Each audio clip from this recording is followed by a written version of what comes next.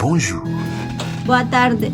É só mesmo por desejar a bem-vinda à mission MAP. Mission Abondance de partage au peuple. Es un mensaje para bendecir y para que vengan a escucharnos, a nos escuchar. Obrigado. Obrigado. À bientôt. 2 à 2. 2 à 2. Jésus nous enseigne à ne pas travailler, bosser, œuvrer pour Dieu étant tout seul. Il faut un partenaire d'œuvre, un compagnon d'œuvre, un compatriote dans la mission. Il faut un associé, un collaborateur qui épouse la vision de Christ et marcher ensemble pour terrasser les œuvres de l'ennemi et donner gloire à Dieu. Je vous salue dans le nom de Jésus-Christ.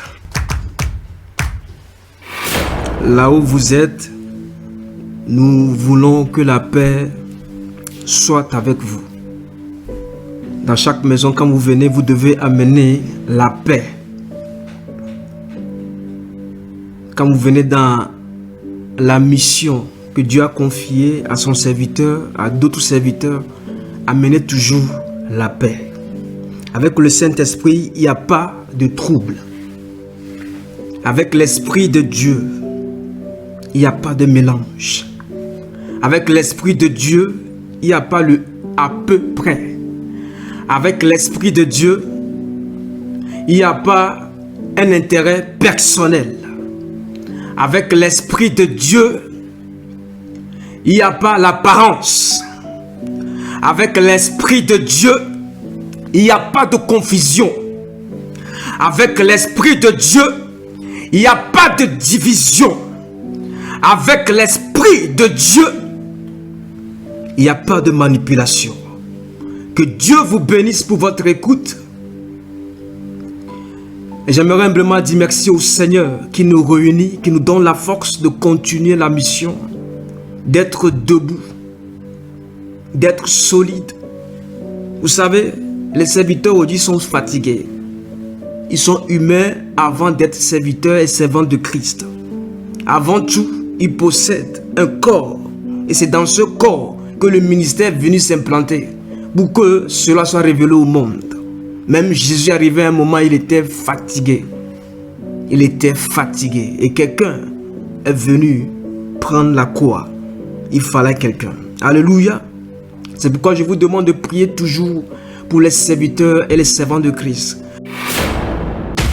Explosion. Que quelqu'un dise explosion dans sa maison ou dans le lieu où tu es. Explosion par le surnaturel.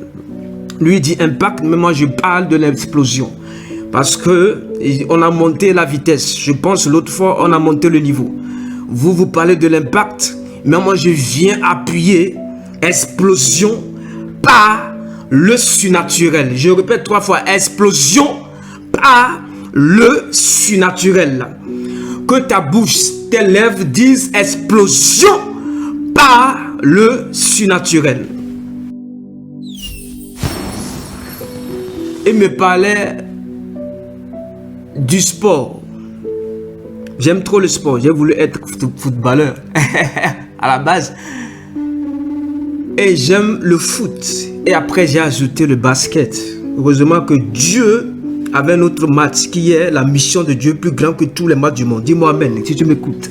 Je dis Dieu a un match plus grand que les matchs du monde. Et je parle de la Coupe du Monde, des Champions League. La mission que nous faisons, c'est-à-dire le travail de Dieu, c'est un travail spirituel, c'est le plus grand travail. C'est le plus grand match du monde. Parce qu'après, il y a un arbitre qui va siffler et te dire si tu as gagné ou pas. Et l'arbitre, c'est Jésus-Christ. Je reviens. Je suis en train de balader avec le Saint-Esprit. Il me parle de 2 sports. Le sport tennis et le football. Ils disent, aujourd'hui, nous devons quitter le tennis pour être dans le football spirituel. Je m'explique. Par le Saint-Esprit et par la grâce de Dieu. Il dit, ceux qui jouent au tennis, ils se renvoient les balles. Ils ont leurs raquettes et l'autre tape, l'autre envoie. Il dit, la mission a deux facettes. Ceux qui se lancent l'évangile, et l'évangile n'est pas profitable aux autres. Et dans le foot, c'est un jeu collectif. Le gardien prend la balle, il le passe à l'ailier ou ceux qui sont au centre. Et le but.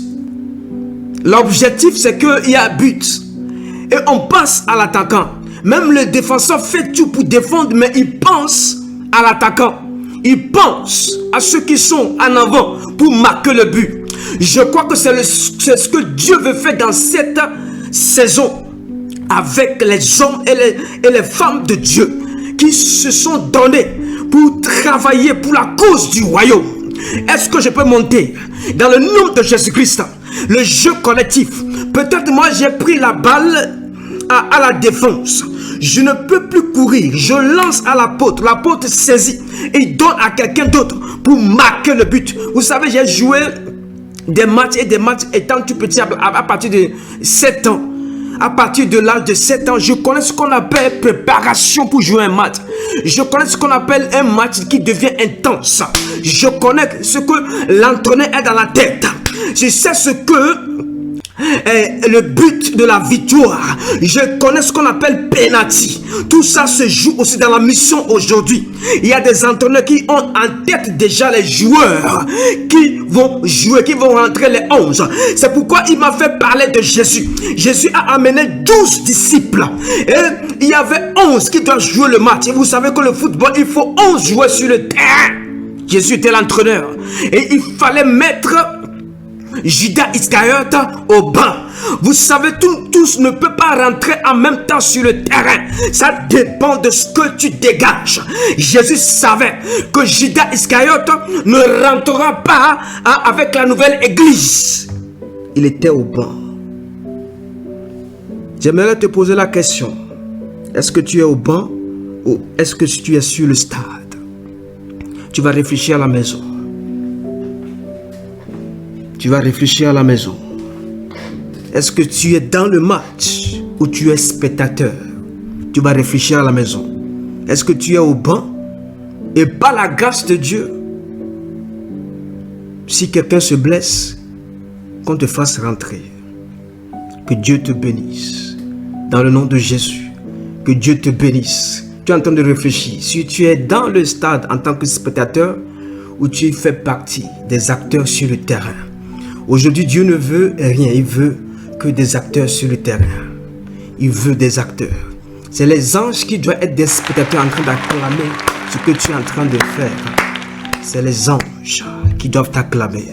Ne sois pas à la place des spectateurs au lieu d'être un acteur. Le plus petit deviendra un millier. Ésaïe 60, verset 22. Le plus petit deviendra un millier. Et le moindre, une nation puissante. Moi, l'Éternel, je hâterai ces choses en leur temps. J'introduis. Jésus était tout petit. Tout petit. Pas à la crèche de la France. Hein. Il était né dans un étable avec des moutons. Ce qui m'a impressionné dans cette semaine quand je préparais le message. Il m'a dit, mon fils, il était tout petit. Mais les mages, les magiciens ont quitté des kilomètres pour venir l'adorer. Ne méprise pas ta petitesse. J'aimerais parler à toute personne ici qui se sent petit et petite, qui se sent moindre parmi tant d'autres. Jésus était tout petit dans le berceau. Mais les magiciens, je ne parle pas même des pharisiens ou ceux qui connaissaient Dieu. Des magiciens ont quitté des kilomètres pour venir l'adorer. Dans sa petitesse, il y avait déjà des gens que Dieu a préparés pour l'adorer. C'est pourquoi vous ne devez pas vous négliger dans votre petitesse. Vous êtes grand avec votre taille. Vous êtes grand. Il était tout petit dans le berceau, parmi les moutons, là où il y a la saleté. Mais je crois que Dieu a dit, même dans la saleté, j'amène des gens qui viendront adorer Jésus le roi. Dans ton ministère, si tu es caché quelque part parmi les moutons, je vais transformer les cœurs des magiciens, les cœurs des sorciers, des vies qui étaient emprisonnées, des vies qui étaient laissées pour compte, venus adorer avec toi dans ton ministère, dans ton centre de prière, dans ta cellule de maison, dans ton église. Peut-être tu es tout petit avec que des moutons comme David en ce temps, il était avec des moutons. Mais Samuel s'est déplacé. Shabaro Katayama. Tu verras le lien entre le message d'introduction du mercredi passé avec cette introduction. Le plus petit. Vous savez, quand il y a des grands, il y a des petits. Et quand il y a des petits, il y a des grands. Mais le petit doit monter, devenir grand. Jésus, il était tout petit dans le berceau. Et qu'est-ce que Jésus me disait? J'aime Jésus. Dis à quelqu'un, j'aime Jésus. Dis à ta famille, dis à ton mari, dis à ta femme, dis à tes collègues, dis à tes enfants, j'aime Jésus. Si tu es toute seule, dis à toi-même et à ta postérité, nous aimons Jésus. Il m'a dit, quand il est devenu grand, c'est 2 étapes. Dans le tombeau, à la croix, les gens le regardaient encore petit. Il dit, c'est le petit charpentier là. Il est cloué. Mais dans le tombeau, quand il est rentré, le tombeau a reconnu qu'il y a un grand qui est venu. 3 jours, il a donné 3 jours. 3 jours de grandeur. 3 jours de résurrection. 3 jours de transformation. Tous les 5 qui étaient dans le tombeau sont ressuscités. Il n'y avait personne qui est resté. Comment le petit rentre dans le tombeau? Je prie pour toi, si tu es dans la phase de ton tombeau où tu dois régénérer, tu dois revivre, ne revis pas tout seul. Il est sorti avec des saints, il est sorti avec des âmes, il est sorti avec des disciples parce qu'il n'avait pas terminé leur mission sur la terre. Je prie, là où Dieu t'envoie, dans un petit tombeau, dans ton sépulcre, quand tu vas sortir, je sais qu'il y a la Pâque qui arrive. Je ne prêche pas sur la Pâque d'abord. Mais quand Jésus est rentré, il y avait les 5 qui étaient dans le tombeau. Il était dans le tombeau, mais quand il est arrivé avec la vie. La mort s'est excusée. Et quand il sortait avec sa grandeur, il a pris la clé de David. La clé de David. Il est sorti. Et il a quitté après. On l'a souverainement élevé. C'est là Dieu m'expliquait la grandeur. Regarde, il a commencé l'étable. Il est allé à la croix. De la croix, il est rentré dans le tombeau. Et du tombeau, il est monté au ciel. Vous savez, crescendo. Crescendo. Crescendo.